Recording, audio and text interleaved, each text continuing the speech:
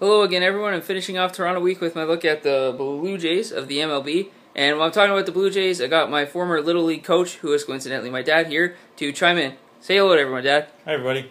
So, looking at the Blue Jays, I'm going to talk about their current standings and stats with the team. These stats are as of Wednesday, the August the 5th, so not necessarily not from yesterday's game, but they're pretty accurate, pretty current, and they are starting off a big series with the Yankees this evening, with Dickey starting the series off for the Jays.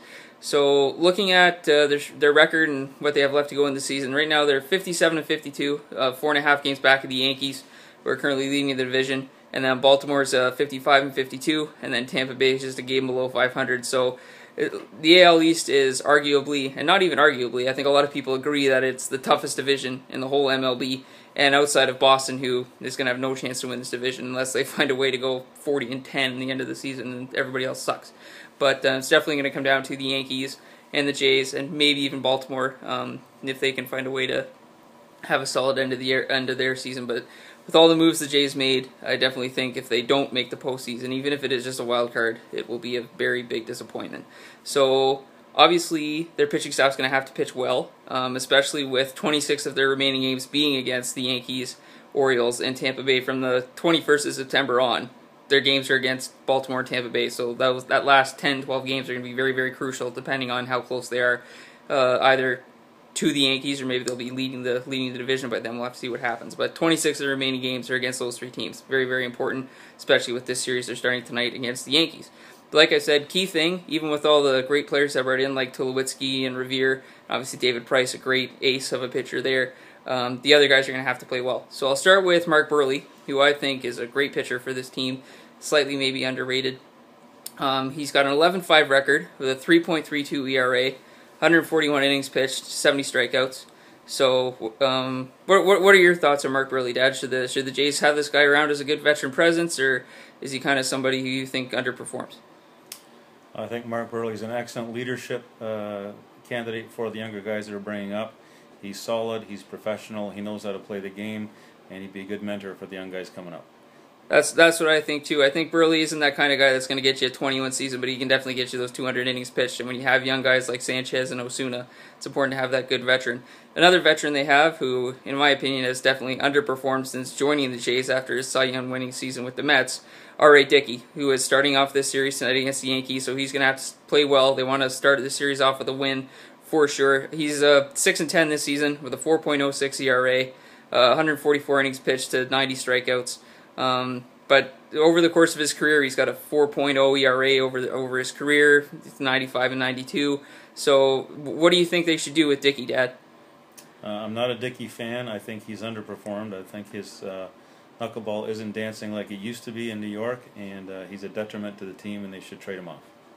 That's kind of what I'm thinking too. Before I get to Hutchison, I'll talk about Estrada, who this year I think has been a big surprise for the team. 9-6, 3.40 ERA, just over 110 innings pitched. I think when they brought this guy in, he was kind of going to be fighting for that fifth starting spot anyway. They kind of thought he was going to be a long reliever guy for the bullpen, but to have this guy have a 9-6 record and an ERA under 4, which for a lot of these starters is rare to find, I think he's been a nice surprise for this team. Would you agree or disagree, or what do you think about Estrada? Surprise. None of us really heard much from him before, but I think he has amazing potential. He seems to have the right mindset for the game, and with someone like Buehrle, if they keep him on, Estrada was someone who could learn a lot from Buehrle. Yeah, that's what I'm thinking too. Lastly, I'll talk about David Price lastly, I guess. But before I get to him, we got Drew Hutchison, who, if it wasn't for the run support, would not have a 10-2 record. He's got a 5.42 ERA, which is about 2.5 points higher than it needs to be for a young guy. He's only 24, so I know he's still got some learning to do, and hopefully, playing on a team with Buehrle and Dickey will allow that to happen. But they're talking about going to a 4-man rotation to finish off the year. I don't know what that would do to his confidence.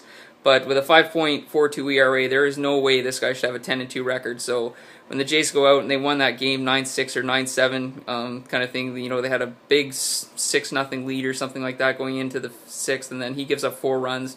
You can't have that happen. You can't have a starting pitcher have an ERA over 5, and I think that might be why they're going to a 4-man rotation to finish off the year. But lastly, with Hutchison, what do you think?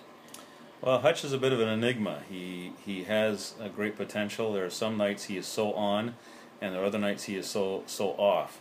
I think his problem is concentration that has been documented over this season, and I think he's probably maybe more of a long reliever than a starter.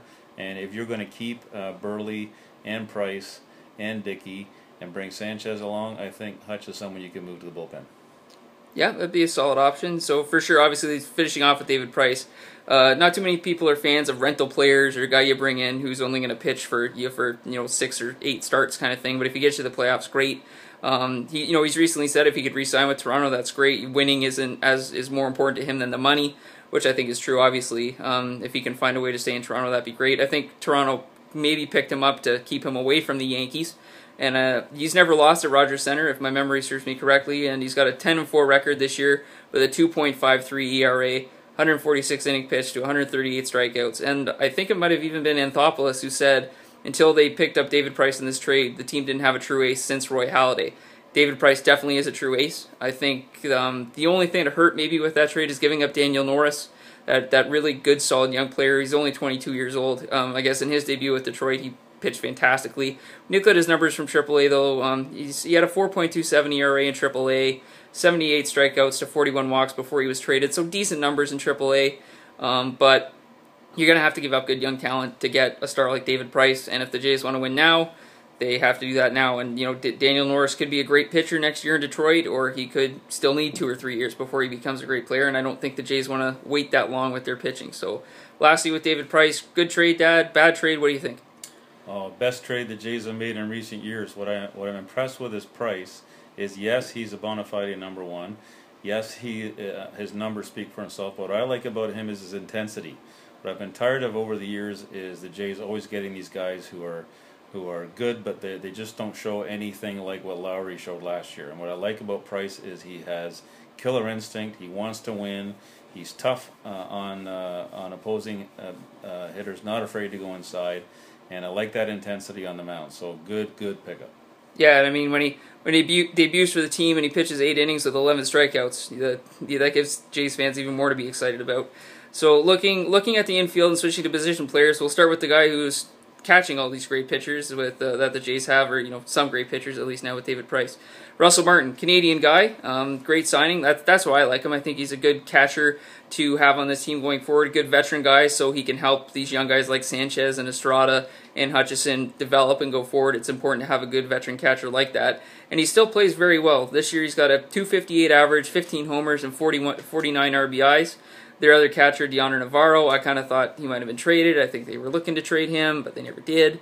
And he's only got a .224 average, 3 homers, 15 RBIs. So obviously lack of playing time, I think, has affected Navarro's numbers. But Russell Martin's having a solid year for them at the catcher position with 15 homers and 49 RBIs. So do you like Martin being the catcher for this team going forward, or should they maybe have gone with someone else? No, I like Martin. His bat is great. He certainly knows how to mentor pitchers. And with his offense, he's been the best offensive catcher since, yes, John Buck. I'll remember John Buck a number of years ago. I was really disappointed when he got traded. But Russell Martin is very much that spark plug behind the plate. He'll fight for his pitcher, not afraid to get dirty and make big tag outs at the plate. So bang on for Russell Martin. Yeah. Then we'll go over to third base. Definitely big improvement here. I think Jays fans were a little disappointed to lose Brett Lowry at third base since he's Canadian, hometown guy, goes to Athletics. But if you got an opportunity to bring in Josh Donaldson, got him under contract for a few years, I think this is a great trade that they made. And Donaldson's batting .292 with 29 homers and 80 RBIs this year. So I don't think this will be a long answer for you, Dad. But Donaldson or Lowry, who do you want at third base? Well, let's just say that Don Cherry's probably the only other person that likes this trade better than me. There you go. Then looking over at the shortstop position, obviously that big trade happened where they brought in Troy Tulowitzki, got rid of Jose Reyes, which I am completely fine with. As much as Reyes was having a decent year, .285 average, 4 homers, 34 RBIs with 16 stolen bases, way too injury prone. Which is going to make me sound a little odd saying that because Tulowitzki's obviously has had a lot of hip issues. But Tulowitzki, I think, brings a little more pop to the bat. He's got a .299 average with 14 homers and 58 RBIs. So again, similar question with the Lowry-Donaldson comparison. Would you rather have Jose Reyes at shortstop or Tulowitzki? I got to go with Tulowitzki. Not having been over here in England, not having seen him play yet in a Blue Jay uniform, But I do remember seeing him on the ESPN nights playing for the Rockies. Was a lot of intensity as well, which again, as you can tell, I like. Good range and a heck of a lot better bat. Reyes was very much a disappointment with his fielding in the field. Too many errors and not enough use of bunting to use his speed. So didn't use his facets of the game as best he should. So bring in a big guy that can hit you 25 home runs and have a Gold Glove at shortstop. I'm all for it. And then lastly, we'll look at second base. You got Devin Travis, obviously the young guy they picked up in the, I think, Anthony Ghost trade. He's only 24 years old, and unfortunately he's been on the DL a heck of a lot this year. But while he has been playing, he's been playing well. 304 average, 8 homers, 35 RBIs. Obviously, with him on the DL, it's given Ryan Goins some opportunity to play. But for me, Goins is a AAA player. He's a bubble MLB player. He's only got a 236 average, 3 homers, 27 RBIs. And when you don't have him, you get to bring up the fan favorite Munenori Kawasaki. I am Japanese. Who is obviously a great guy to have on the bench, not so much talent-wise, but good guy to have on the bench. Good, passion for the game. He's got a career 233 average. So second base, I won't ask you any questions about second base because that's kind of been a, guy's been hurt, and Ryan Goins is kind of a bubble guy. So what do you do with second base? Lastly, we'll look at Encarnacion, first baseman, DH. His contract's up next year, so this year he's got a 246 average with 20 homers, 60 RBIs. Did they keep this guy or did they let him go? Keep him.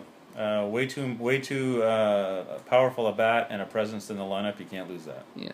And then obviously the other guy they have, Justin Smoak's having a solid year. Just a 228 average, but 9 homers and 30 RBI, so he's producing for the team as well. Looking at the outfield real quick, you got Kevin Pillar, 26 years old, who's been making Gold Glove plays all season. 267 average, 7 homers, 39 RBIs, and 15 stolen bases, so he brings a speed element. Then they brought in Ben Revere, who was a bit of a surprise, but obviously when they lost Reyes, they needed another guy with speed. And Revere's got a 291 average with 27 RBIs and 24 stolen bases this season. So those are the two outfielders there. Chris Colabello's been a bit of a surprise. 315 average, 10 homers, 41 RBIs. Hadn't really heard of this guy until this year, but he's playing really well. Valencia and Carrera they had to let go to give up some cap space. Valencia was a bit of a surprise. He signed with Oakland off of waivers. They picked him up because Valencia had a 296 average with 7 homers and 29 RBIs this year, so a little surprised to see him go. But the only guy I'll ask you about, Dad, is Bautista. Similar situation with Encarnacion. He's gone next year. He's got a 235 average with 24 homers and 75 RBIs. So what do you do with Bautista? If you're going to keep Encarnacion and you can only keep one of the two, do you keep Encarnacion or do you keep Bautista, or do you try to find a way to keep both? I think you try to find a way to keep both, although that's likely going to be difficult. He is somewhat the heart and soul of the team, but I think you have to find a way to keep him. If I just might add one thing, I'll disagree with you, Graham, on Goins. I think you play Goins at second base because you got enough bats in the lineup, and his glove is exceptional. Fair enough. See, even fathers and sons don't agree on everything, but that's what's nice about the sporting community. So thank you again all for listening and watching. You can follow me on Twitter at GHAM614, and I'll be back next week with a new city and new teams. Bye-bye for now.